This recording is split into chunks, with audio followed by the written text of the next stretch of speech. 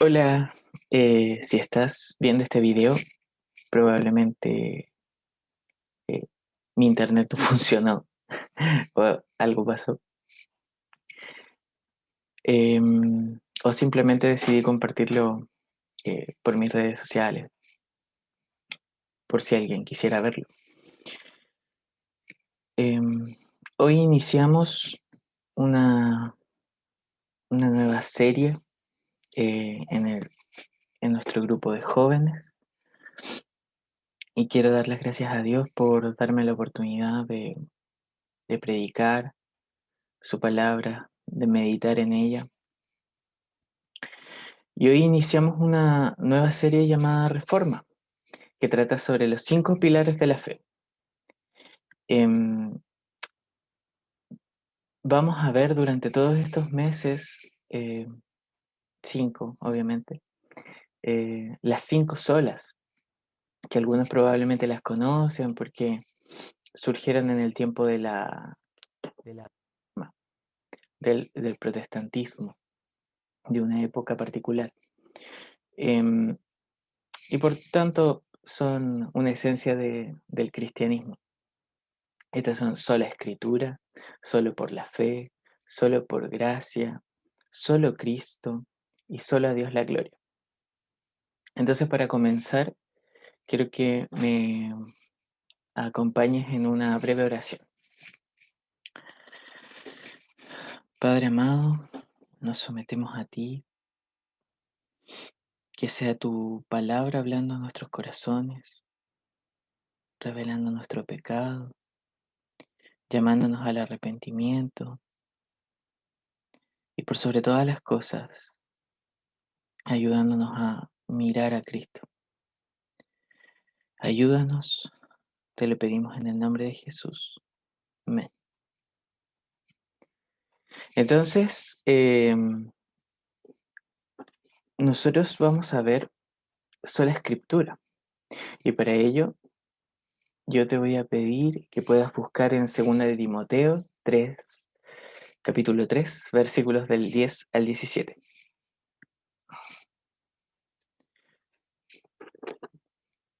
Y procedo a leer.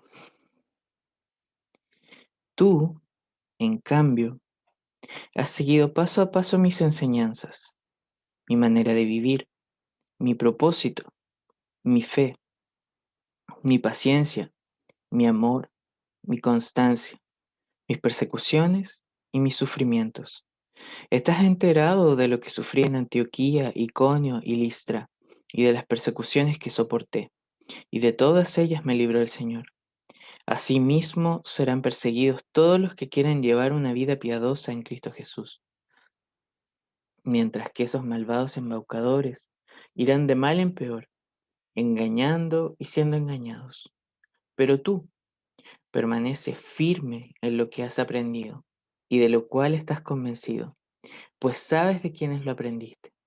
Desde tu niñez conoces las sagradas escrituras que pueden darte la sabiduría necesaria para la salvación mediante la fe en Cristo Jesús. Toda la escritura es inspirada por Dios y útil para enseñar, para reprender, para corregir y para instruir en la justicia, a fin de que el siervo de Dios esté enteramente capacitado para toda buena obra. Em, los últimos versículos son muy conocidos eh, por la iglesia, por aquellos que están conociendo al Señor primeramente, pero tienen un significado histórico muy importante. Entonces, primero, eh, vamos a dar un pequeño contexto, inicio a la serie, y porque vamos a hablar de todo lo que ocurrió en la Reforma Protestante. Y bueno, quiero ser muy breve en esto. Esto comienza en Alemania hace 500 años, eh, con una iglesia que estaba pasando un mal tiempo, que estaba teniendo crisis financiera, les faltaba dinero. Entonces un caballero llamado Johann Tetzel, que ustedes lo pueden notar ahí, se le ocurrió una idea. vender indulgencias. Si pueden notar ahí, dice indulgent. ¿Qué eran las indulgencias? ¿O de qué trataban? Lo que buscaba estas indulgencias era vender o conceder bondad, gracia, benevolencia, perdón, a través de los representantes de la iglesia, para que estaban muertos, y en ese tiempo, según su creencia, en el purgatorio, y que idealmente cuando ellos compraran estas indulgencias entregadas por los oficiales de la iglesia, por el Papa, no sufrieran mayor castigo estas personas. Entonces, muchas personas, para tener seguridad, lo compraban para sus familiares que habían muerto, pero también para asegurarse ellos mismos. En ese momento surge un caballero llamado Martín Lutero, que probablemente muchos ya han escuchado mucho de él, y qué bueno que han escuchado de él. Él fue un teólogo impactado por la Biblia que estaba en esta época. Y él, con indignación por lo que ocurría, escribió un documento a 95 tesis. Y en este documento se llama así porque son 95 frases en donde él contradice estas premisas de lo que estaba ocurriendo en la época sobre las indulgencias. ¿Por qué? Porque él creía, bajo el estudio de la Biblia que él hizo, que solo Dios puede justificar, solo Dios puede entregar perdón, solo Dios puede entregar gracia. Y la iglesia se estaba robando el trono de Dios, estaba tomando el lugar de Dios, estaban cobrando, estaban eh, pidiendo dinero por ello, sacando provecho, cuando en verdad el perdón de Dios es gratis para nosotros porque ya fue pagado un precio. Vamos a hablar quizás de eso más adelante, a través de Jesús. Y sin embargo, igual van a haber algunos aspectos que vamos a seguir revisando en los otros temas que tengamos los siguientes meses. Y como pueden ver ahí en esa imagen, ahí está Martín Lutero clavando las 95 tesis. Como pueden ver, de hecho, ahí en la foto, era un acto público que uno podía hacer, es como colocar en un afiche como esto creo, esto estoy diciendo, firma Martín Lutero. Entonces, él quiso hacer pública esta protesta. Entonces, ¿qué pasó? La Iglesia Católica Romana de ese tiempo se enojó mucho, mucho, y llamó a Lutero a que desistiera de su pensamiento. Él fue convocado a una asamblea en la ciudad de Worms, por algo se llama la Dieta de Worms, que hace poco se celebró como la fecha en que pasó. ¿Y qué ocurrió en ese lugar? Estaban varios líderes de la iglesia, el emperador de esa época. ¿Y por qué se enojaban tanto? Uno preguntaría si Lutero quería estar eh, en conformidad con lo que estaban todos estudiando, se supone. Lo que pasa es que en ese tiempo existía una autoridad equivalente. ¿Qué quiere decir eso? Que tres elementos tenían el mismo carácter de autoridad. Estos eran el Papa, los concilios o la misma tradición, los acuerdos que se habían tomado durante todos esos años en la iglesia, y la Biblia. Esas tres entidades tenían la misma autoridad. ¿Cuál es el problema aquí? Que Martín Lutero consideraba que no, que eso no es así, que hay algo más fuerte, más autoritario, y esa es la Biblia. No se compara con las autoridades, no se compara con las decisiones. Es la Biblia la máxima autoridad. Entonces ahora yo te quiero leer qué fue lo que dijo Martín Lutero en dicha asamblea. Esto yo lo estoy leyendo en un libro que se llama Todos somos teólogos, de R.C. Sproul. Buen libro.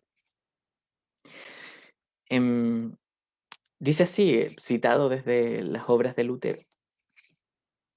Dice: a menos que se me convenza por el testimonio de las Escrituras o por la claridad, porque no confío exclusivamente ni en el Papa ni en concilios, pues ya se sabe que frecuentemente fallan y se contradicen a sí mismos. Estoy atado a las Escrituras que he citado, y mi conciencia es cautiva de la palabra de Dios. No puedo retractarme, y no me retractaré de nada de lo que he dicho, porque no es seguro ni correcto ir contra la conciencia. No puedo hacer otra cosa. Aquí estoy, y en este punto permanezco. Que Dios me ayude. Amén. Y después de eso, a partir de ese conflicto, surgió lo que estábamos hablando recién.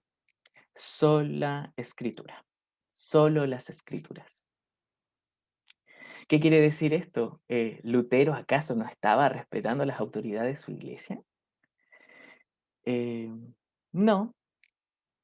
Lo que Lutero y los reformadores dijeron, que solo la Biblia, solo las escrituras son nuestra máxima autoridad. Solo la Biblia es nuestra máxima autoridad. ¿Significa entonces eso que nuestros padres o nuestros pastores o presbíteros no tienen autoridad? No, significa que toda autoridad es derivada de las escrituras, toda. En ella, por ejemplo, se nos menciona honrar a nuestros padres, se nos menciona tener en alta estima a nuestros líderes. ¿Significa entonces sola escritura que no debo leer ningún libro más? ¿Ninguno? ¿Solo la Biblia? No, los libros son importantes, tienen su importancia y lugar en la vida. Pero jamás ningún libro, ni el que acabo de leer de R.C. Sproul, ni Juan Calvino, ni los libros de Martín Lutero, ninguno de ellos, ninguno, tiene el carácter que tiene la Biblia. Solo la Biblia es inspirada por Dios, que ya más adelante vamos a ver qué significa eso. Proviene de Dios. Y por tanto, nuestra autoridad, si Dios es nuestra máxima autoridad, aquí está lo que Él habló. Por tanto, es nuestra máxima autoridad para nuestra vida.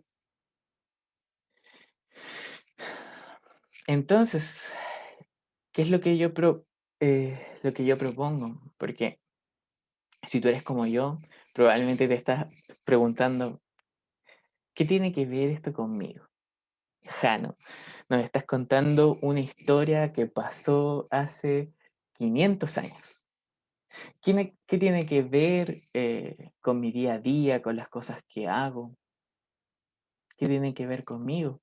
¿Qué tiene que ver conmigo este libro? Este libro de muchas páginas, de más de 1000 páginas. Es que podamos ir viendo el pasaje que leímos al inicio, 2 de Timoteo, capítulo 3, versículos del 10 al 17, y que podamos entender qué es la Biblia. Solo como mini introducción para ya entrar en 2 de Timoteo. Esta carta, bueno, son 2 cartas, 1 de Timoteo y 2 de Timoteo.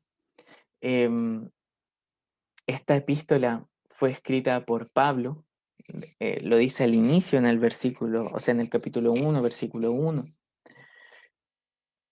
Es escrita para Timoteo, claramente, cosas obvias. Fue escrita cerca del año 67 aproximadamente, 67, 68. Dicen que fue escrita por Pablo mientras él estaba en prisión y se la escribe a Timoteo, quien él llama a su hijo, un discípulo de él, un colaborador, un amigo.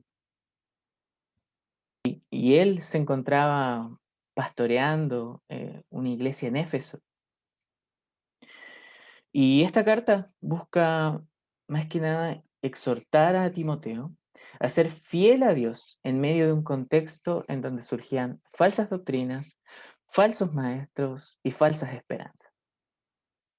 Y la sección que leímos, perdón, Pablo llama a Timoteo y a nosotros a aferrarnos a la verdad en tiempos malos. Aferrarnos a la verdad en tiempos malos. ¿Ok? Entonces, después de toda esta introducción, que me disculpo, un poco larga, vamos a comenzar entonces viendo qué es lo que nos dice la Biblia, la Biblia misma. Y lo primero que vamos a ver es que la Biblia, es nuestra regla de fe y práctica, o regla de fe y conducta, como le gustan decir a algunos.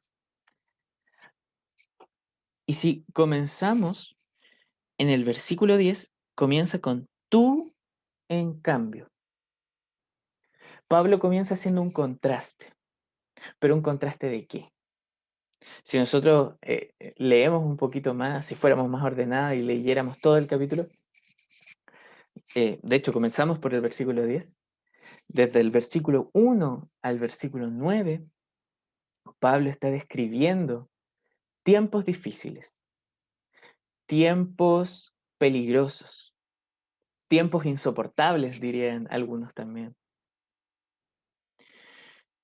llenos de personas autocentradas, narcisistas, preocupadas de sí mismo y no preocupadas por el otro ni por el bien común, hedonistas, como nos contaba nuestro presbítero Renato en nuestra última reunión. Y de hecho, si leemos un ejemplo, desde el versículo 2 dice que esta gente está llena de egoísmo, avaricia, son jactanciosos, arrogantes, blasfemos, desobedientes a los padres, ingratos, impíos, insensibles, implacables, calumniadores, libertinos, despiadados, enemigos de todo lo bueno, traicioneros, impetuosos, vanidosos y más amigos del placer que de Dios. Tremendo. Esa es la época que estaba describiendo Pablo, la época que desde ese tiempo vivimos hasta el día de hoy, tiempos difíciles. ¿Y qué es lo que le dice Pablo? Tú, en cambio, lo está llamando a vivir de manera contracultural. Y como vemos, de hecho, en el versículo 12, según la vida piadosa en Cristo Jesús, no siguiendo los malos deseos, sino siguiendo la vida de Cristo. Entonces vemos eso, vemos que en tiempos difíciles somos llamados a tener vidas piadosas. Pero sigamos eh, leyendo la Biblia. Si notamos aquí, Pablo también repite mucho mi manera de vivir, mi propósito, mi fe, mis enseñanzas, mi paciencia, mi. ¿Qué quiere decir esto? ¿Pablo un autorreferente? ¿Pablo un orgulloso? No, no está diciendo eso. Está diciendo, mira, yo he pasado por esto, he vivido por esto, porque conocí a Jesús. Fui impactado por él, mi vida cambió y los tiempos difíciles son para vivir la vida que Cristo vivió. Pablo aquí lo que no está haciendo es como generarse un carácter moral superior y que él es mayor que los demás, sino que lo que está haciendo al decir, mira, esta es mi vida, es, mira, de esa manera vivió Jesús y eso es lo que yo estoy tratando de vivir. Le está señalando, esto es lo que debemos creer, esto es lo que debemos desear, esto es lo que debemos hacer. Conlleva toda una serie de cosas. Si lo ven, no solo es un tema de conocimiento, sino que una manera de vivir. Tiene un propósito, fe, paciencia, amor. Pero también, si seguimos avanzando, nos vamos a dar cuenta que Pablo no está describiendo una vida exitosa. Tener una vida piadosa en Cristo Jesús no es una vida exitosa, como también nos compartía el pastor Carlos Parada. Y si ven en el versículo 11 dice, mis persecuciones y mis sufrimientos. Aquí está señalando un evento que él vivió junto a Bernabé. Esto se encuentra en Hechos 14, por si lo quieren leer después. Y él visitó estos tres lugares, Antioquía, Iconio y Listra. Y ciertamente sufrió persecución, sufrió un maltrato, sufrió acusaciones, sufrió difamaciones, sufrió apedreadas. Dice en una parte que fue arrastrado por la ciudad. O sea, literalmente no es una vida exitosa. Em, Creo que esto es una gran advertencia que nos está haciendo, que este camino, estas creencias, estos anhelos, esta conducta nos puede llevar a grandes sufrimientos, que es todo lo que nos dicen generalmente cuando uno llega al cristianismo o te invitan, te dicen, no, es que aquí nunca más vas a sufrir, etcétera, etcétera. No, de hecho, dice en algún momento que así mismo le va a ocurrir a todos los que quieran seguir una vida piadosa en Cristo Jesús. Todos los seguidores de Cristo pueden llegar a vivir sufrimientos, persecución. Pero sin embargo, pueden notar algo hermoso que él dice acá en el versículo 11 al final. Y de todas ellas me libró el Señor. Qué, qué hermoso saber que Dios es quien guía, saber que Dios es quien cuida, es quien cuida. Saber que todos los acontecimientos que vivimos están bajo su cuidado.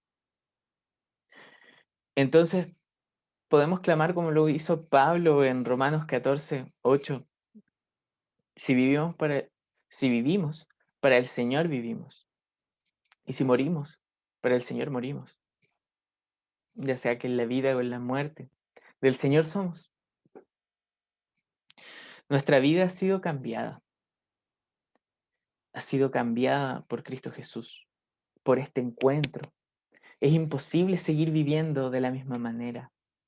¿Qué es lo que pasa? En el versículo 13, que estos malvados embaucadores irán de mal en peor, engañando y siendo engañados. Estas personas malvadas, de naturaleza malvada, que siguen sus malos deseos, irán de mal en peor, aumentando sus males.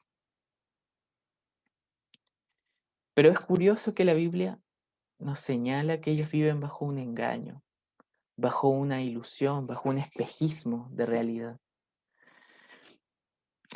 dado que ellos viven bajo el pecado, sin conocer a Dios. Entonces, al no conocer al Creador y Redentor, al no conocer a Dios, ellos viven engañados y inclusive engañando a otros. Y esto es de gran pesar porque, por un lado, y de manera indirecta nos está diciendo, la Biblia es la verdad. La Biblia es la verdad, nos muestra la realidad, cómo funciona este mundo, quién es Dios, quiénes somos nosotros. Pero estas personas viven bajo un engaño, viven sin saber todas estas cosas. Y es cosa de que prendamos nuestra tele, veamos Facebook, Twitter, Instagram, y nos damos cuenta que ocurre tragedia tras tragedia, de mal en peor, gente engañada. Entonces, esta sección que, como vimos, habla de la Biblia como nuestra única regla de fe y práctica, me gustaría que nos hiciéramos unas preguntas. ¿Qué estamos creyendo? ¿Qué nos guía? ¿De qué manera actuamos? ¿Es acaso una ilusión? ¿Un engaño lo que dice la gente? ¿O es acaso la vida de Cristo que te está guiando? ¿Es acaso la vida de aquel que agradó a Dios, que amó a los suyos, que bendijo a muchos? ¿O es esta vida de personas que están engañadas y que engañan a otros? ¿Qué crees y qué sigues? ¿Qué haces?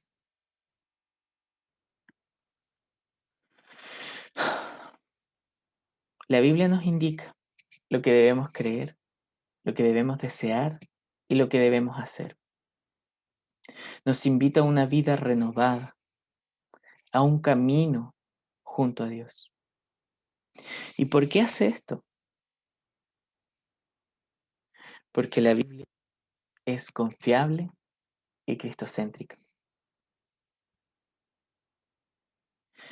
Noten que nuevamente Pablo comienza con un contraste, pero tú, reforzando esta actitud contracultural. Pero no es solamente para tenerla una vez, em, cada cuantos, sino que dice, pero tú permaneces firme. Quiere decir que todo lo que nosotros podamos aprender de la Biblia debe ser mantenida en el tiempo. Nos va a ayudar a no engañarnos, a no vivir una vida ilusoria, sino a vivir una vida en verdad, en camino con Dios. Y noten la diferencia. Esta gente engañada va de mal en peor, y aquellos que siguen la vida de Cristo permanecen firmes. También menciona, Pablo le dice a Timoteo que debe permanecer firme en lo que has aprendido y de lo cual estás convencido, pues sabes de quiénes lo aprendiste. Esto nos lleva a pensar que no es un mero conocimiento, no es meramente un aprendizaje, sino que es una confianza, es una seguridad creer lo que nos dice la Biblia. Nos dice de quién lo has aprendido, de quién aprendió Timoteo. Si leemos toda la carta, y los invito a que lo hagan, en el capítulo 1, versículo 5, se nos señala que eh, aprendió de su abuela Loida, de su madre Eunice. Y si notamos tanto la primera carta de Timoteo y la segunda carta de Timoteo escrita por Pablo, vamos a notar que también aprendió de Pablo. Entonces tiene tres referentes: su abuela, su madre y Pablo. En el versículo 5 podemos ver que él lo aprendió desde la niñez. Desde la niñez conoció la Biblia, conoció todas estas promesas, conoció el Antiguo Testamento. Y eso es porque él recibió una educación seria y él cultivó un hábito de aprendizaje. Y no solamente dice en la infancia, dice desde la infancia. O sea que él toda su vida ha estado aprendiendo de la Biblia. ¿Y no es eso acaso lo que vamos a hacer nosotros? Toda nuestra vida aprender de ella. ¿Por qué? Porque tienen un conocimiento que ningún otro libro puede entregar. Y lo vemos aquí a continuación. las Sagradas Escrituras que pueden darte la sabiduría necesaria para la salvación mediante la fe en Cristo Jesús. Sí.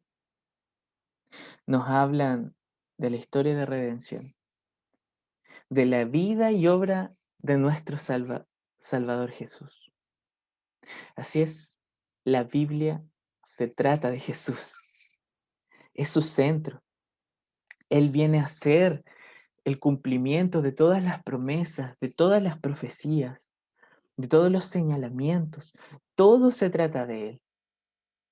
Él vino a cumplir la vida que ningún humano puede vivir y vino a morir la muerte que todos deben sufrir. Jesús era el Hijo de Dios, es el Hijo de Dios, el enviado a rescatar a su pueblo, a su iglesia, a sus amigos. Él predicó un nuevo reino que llegaba y con él su rey. Él amó a Dios en toda su vida, amó a su prójimo y murió en una cruz para reconciliar consigo todas las cosas y rescatarnos de este reino de tinieblas, de este reino de engaño, de este reino que está autoengañado, que vive una vida ilusoria. ¿Para qué? Para trasladarnos a un reino de luz, a un reino de verdad, a un reino de justicia, un reino donde Jesús es el rey. Es por eso que la Biblia tiene un tremendo valor. Es incomparable a cualquier escrito, porque nos revela a Dios mismo. Desde Génesis a Apocalipsis, sus promesas están esparcidas. El amor es manifestado en su Hijo, es la prueba de su amor. Y conociendo quién es Jesucristo, conociendo el amor de Dios, vamos a poder estar estables en un mundo inestable. Entonces, al igual que la sección anterior, yo quiero hacerte algunas preguntas y que nos hagamos en realidad todos unas preguntas. ¿Cuánto tiempo dedicamos a la Biblia? ¿Una hora? ¿10 minutos? ¿Los tiempos que estoy aburrido? ¿Cuánto tiempo dedicamos a la Biblia? ¿En la semana? ¿Cuántas veces la leemos?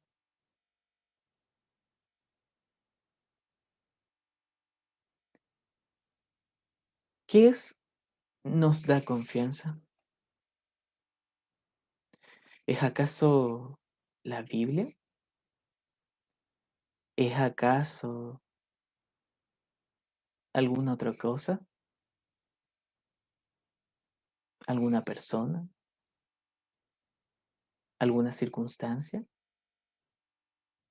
¿Algún anhelo? ¿Qué nos da confianza? ¿Qué nos anima a levantarnos cada mañana?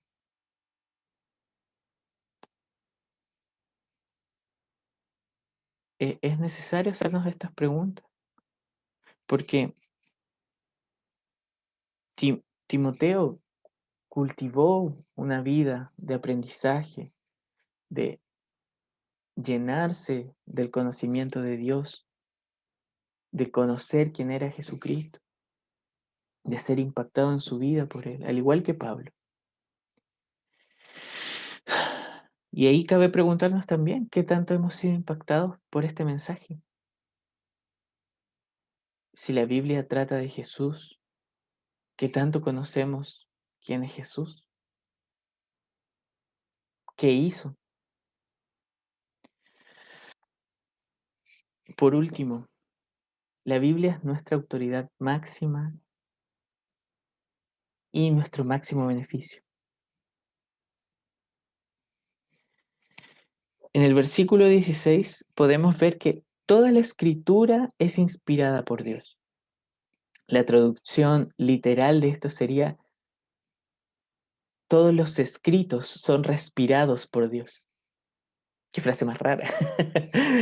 Em, un pequeño paréntesis antes de hablar sobre eso. En ese tiempo, aquí cuando está Pablo escribiendo a Timoteo, aún no se formaba el canon. La Biblia como la conocemos con sus 66 libros todavía no estaba junta, por así decirlo. Cuando en aquellos tiempos se referían a la escritura, ellos estaban hablando del Antiguo Testamento. Sí, del Antiguo Testamento. Pero, sin embargo, recordemos que Pablo hizo un señalamiento recién. Se trata de Jesús. ¿Dónde conocemos aquel conocimiento? En los evangelios. En ese tiempo eh, existió aquellas cartas que fueron difundidas, estos mismos evangelios fueron difundidos, las mismas personas que habían visto a Jesús estaban ahí, los mismos apóstoles estaban ahí. Em, y de hecho, al inicio de esta carta, Pablo afirma su autoridad apostólica, de ser enviado por Dios, que no están comunicando falsedades, no están comunicando engaños, ellos están comunicando la verdad de Dios.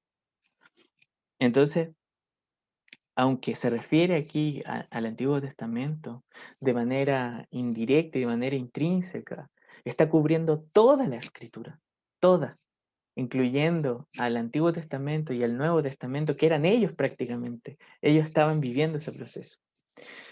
Y cuando nosotros miramos a este texto, también debemos pensar que toda la escritura tiene origen en Dios.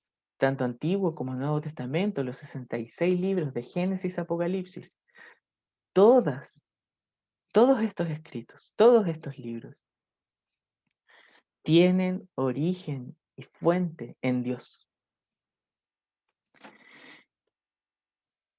Y después de todo, igual el Nuevo Testamento tiene coherencia doctrinal con lo que se venía enseñando en el Antiguo Testamento, con lo que enseña Jesús. Entonces, no es necesario aquí confundir ni decir, porque menciona el Antiguo Testamento, solo deberíamos creer en él. No, no es así. Toda la escritura es respirada por Dios. Y Dios guió ese proceso, supervisó con su providencia que estos sean los libros que quedaran hasta el día de hoy. Si quieren pueden investigar más sobre el tema, hay literatura, en algún momento podemos recomendar algo por el estilo.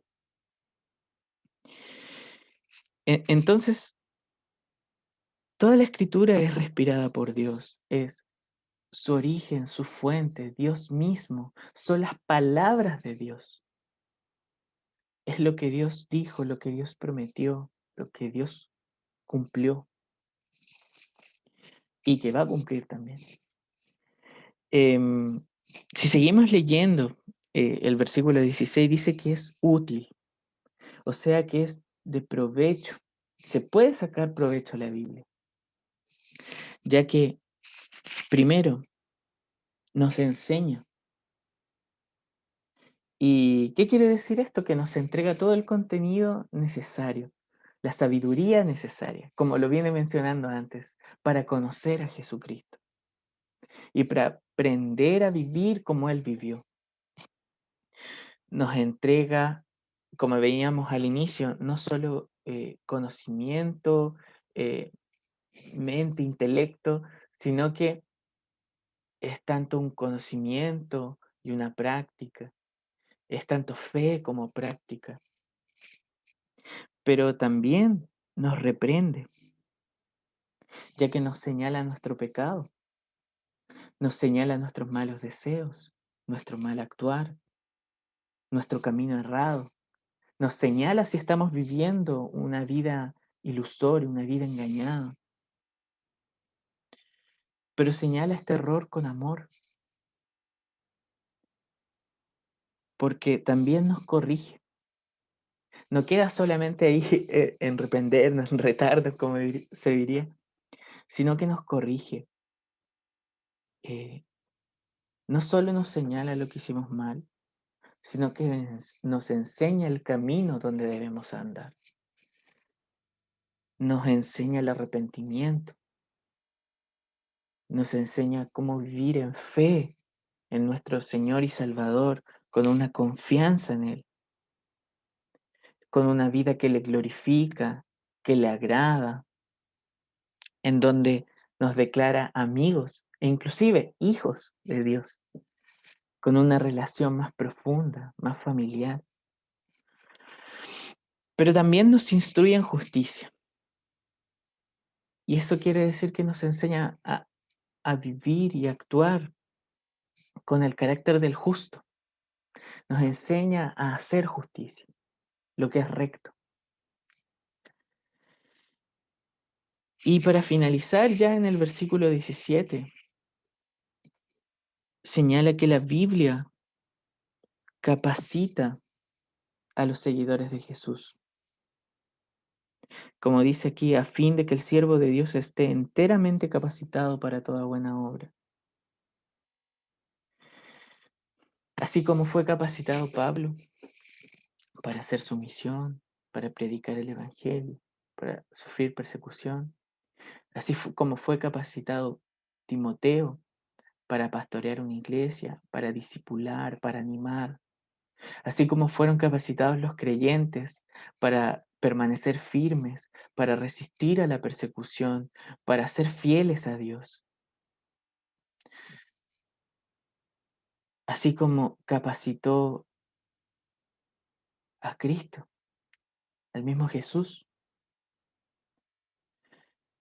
para vivir una vida agradable a Dios, para resistir la tentación, porque si mal no recuerdan, cuando Él es tentado, cuando Jesús es tentado, Él usa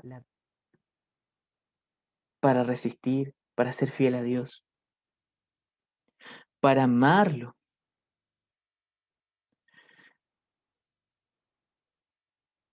para aprender a vivir en medio de las circunstancias en las que fue puesto, en medio de injurias, en medio de sufrimiento, e inclusive en medio de la muerte, como vimos hace poco cuando celebramos Pascua.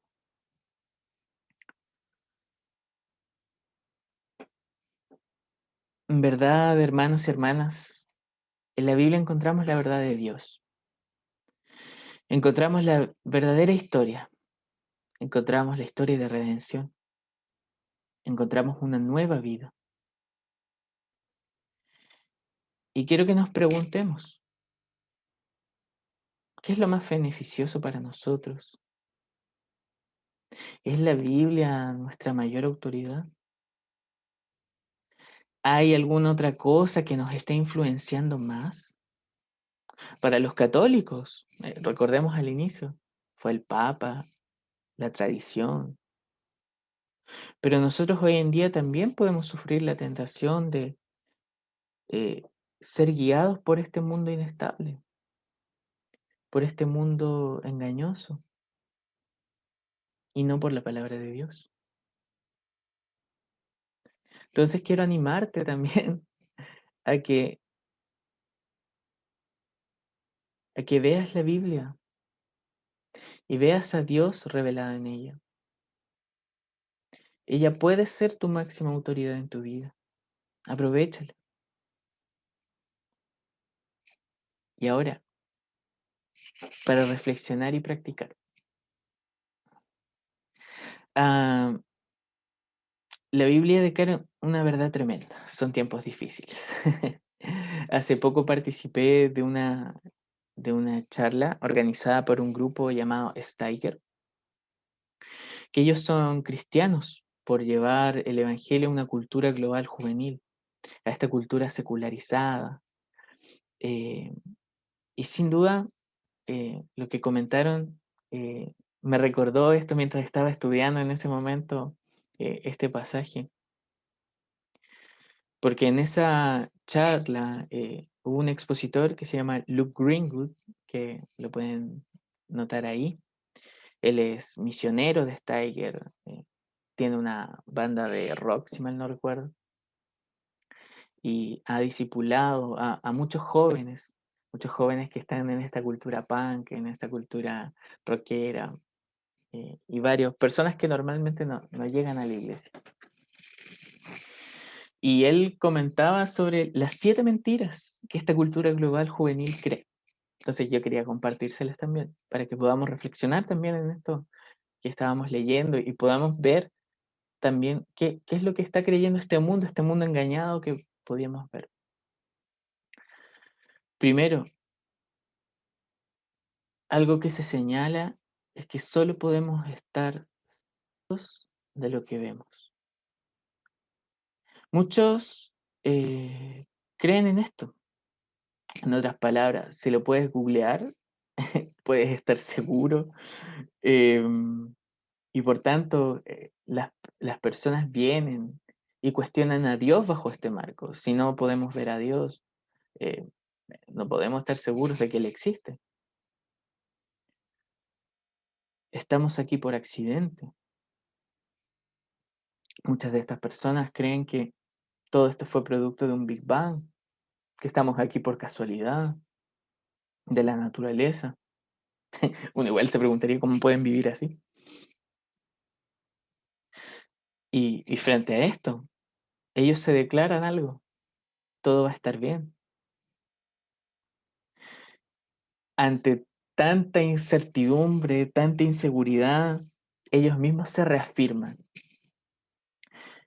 a disfrutar la vida, eh, y en ello la entretención juega un papel tremendo. Se involucran, por tanto, en las redes sociales, en los juegos, en la pornografía. Otra mentira es, puedo ser quien quiero ser. Si no tengo a alguien que me manda y las normas culturales no me pueden mandar, eh, para ellos algo que se les ha dicho es que deben soñar con la libertad, que, bueno, de hecho esto todo tiene influencia por las películas, los videos, los referentes, los youtubers, los streamers hoy en día, eh, a construir una propia identidad, eh, y, y por lo tanto, no importa lo que crea, se vuelven crédulos con muchas cosas, y generan indiferencias frente a otras creencias. No les importa porque algunas cosas, tales como el cristianismo, lo ven aburrido y anticuado. Otra mentira es que ellos creen que el amor es un sentimiento pasajero, por tanto se involucran con quien sea, no les importan los sentimientos de otro, existe una falta de compromiso, abandonan apenas las cosas se ponen difíciles, tienen poca empatía por el otro. Eh, es difícil, hoy en día la gente tampoco se está casando, porque creen que tarde o temprano pueden terminar y está bien. No creen en un amor duradero. Y también ellos creen que para encontrar a Dios hay que ser un religioso y fanático. Tienen una imagen errónea tanto del cristianismo como de Cristo en muchas ocasiones. Piensan que es un gueto más, un grupo social más, una tribu más, con reglas anticuadas y con un extremo fanatismo. Y eso es lo que la cultura global juvenil está pensando hoy en día. Toma a cualquier joven y probablemente cree variadas, eh, algunas, perdón, o todas estas mentiras. Eh, y son tiempos difíciles.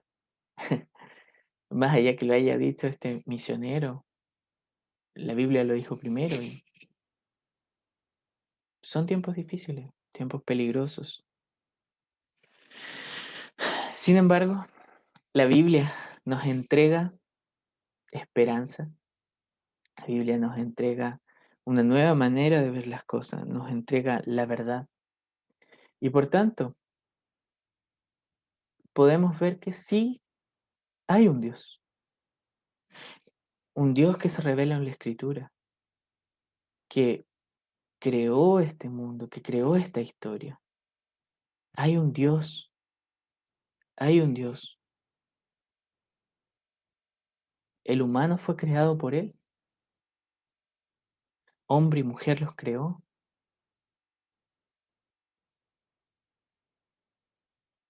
Y sinceramente, eh, nuestro corazón va a estar insatisfecho hasta que nos encontremos con Él.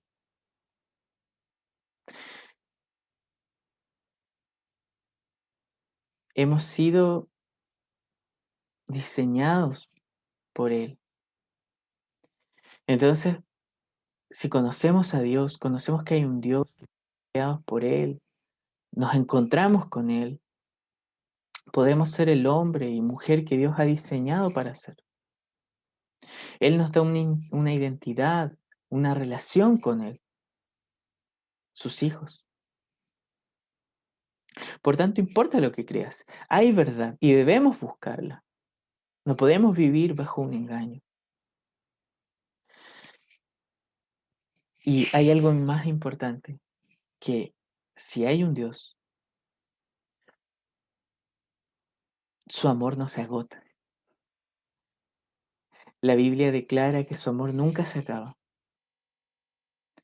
que Él renueva su misericordia todos los días y que la mayor prueba de su amor fue su Hijo Jesús, que vino a pagar nuestras deudas, que vino a reconciliar consigo todas las cosas,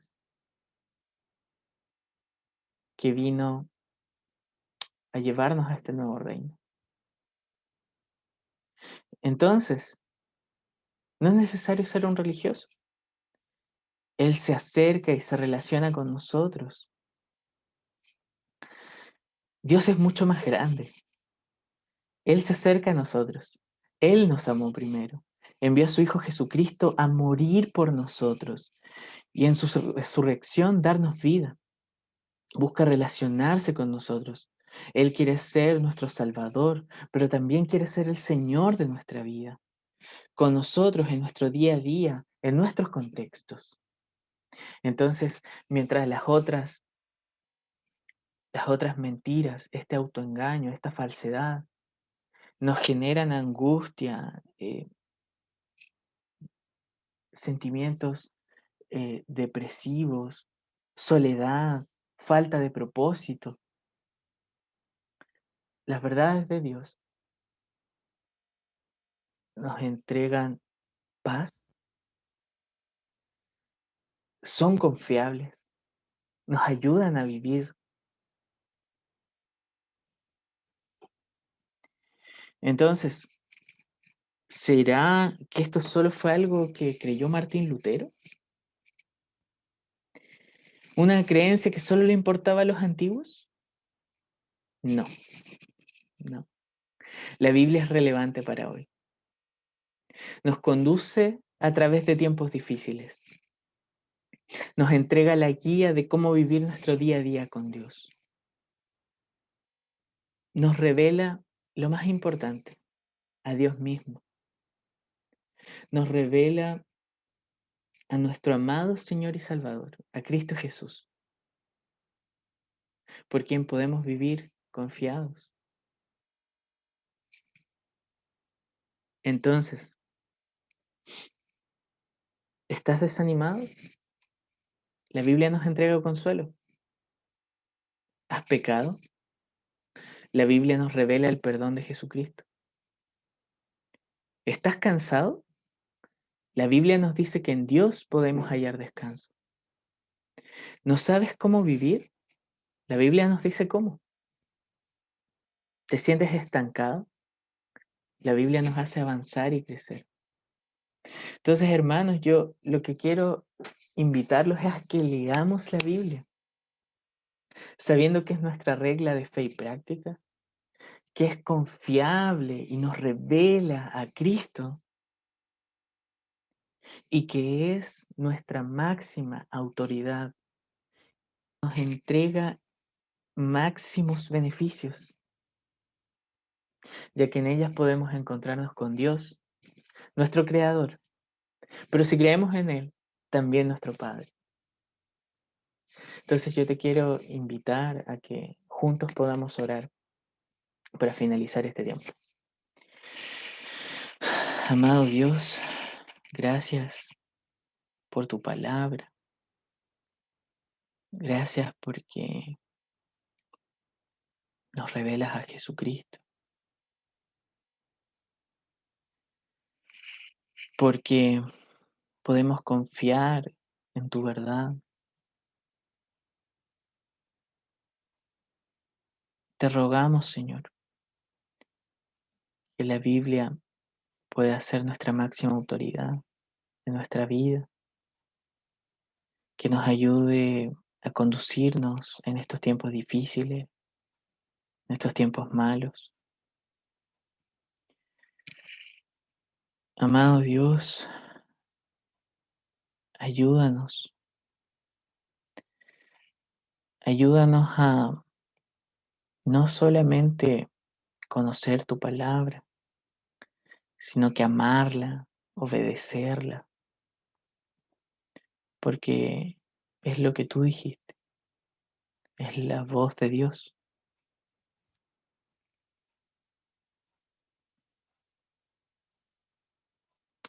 Ayúdanos, porque nosotros somos tercos, reconocemos nuestro pecado, que muchas veces no hemos leído la Biblia como deberíamos, nos hemos enfocado en otras cosas,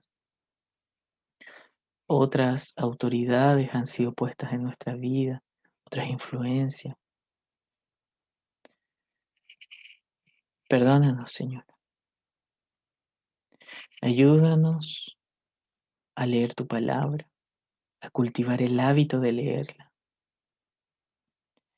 Y Señor, que esto que acabamos de leer no queden como palabras que entran por un oído y salen por el otro, sino que puedan entrar en nuestro corazón y que realmente nos confronte, nos anime y nos ayude a vivir. Todo esto te lo pido y te agradezco en el nombre de Jesús. Amén. Y amén. Eso es todo. Espero que pueda ser de bendición para tu vida. Y animémonos los unos a los otros a cultivar el hábito de leer, meditar, memorizar, predicar la palabra de Dios. Que estés bien.